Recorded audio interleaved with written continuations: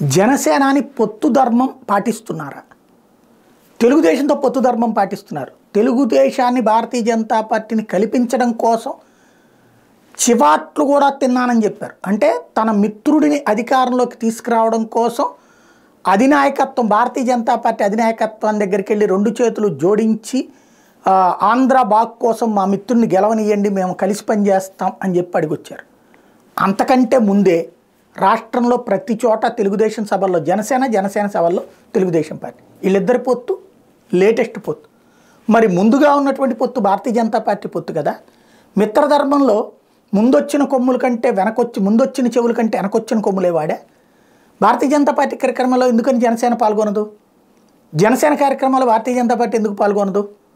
జెండాలు పుచ్చుకుని జనసేన వాళ్ళు ఇప్పుడు రాకదలరా సభలకు వెళ్ళారు, అట్లాగే శంకరావానికి వెళ్ళారు. స్వయంగా పవన్ కళ్యాణే లోకేష్ సభలకు వెళ్ళారు. మరి భారతీయ జనతా పార్టీ సభలకు ఏమైంది? భారతీయ జనతా పార్టీ మొన్న పెట్టినటువంటి వికాస యాత్రలకి ఎందుకు పోలేదు? ఇప్పుడు పురంధేశ్వరి కార్యక్రమాలు ఎందుకు పాల్గొనట్లేదు? పల్లె నిద్రలో ఎందుకు పాల్గొనట్లేదు? అట్లాగే ఇప్పుడు ప్రజాపోరు యాత్ర జరుగుతోంది, దాంట్లో ఎందుకు పార్టిసిపేట్ చేయట్లేదు? మిత్రధర్మం అయితే ఇటు కూడా పార్టిసిపేట్ చేయాలి కదా. చేస్తారా చేయరా? ఇదే $1 మిలియన్ ప్రశ్న.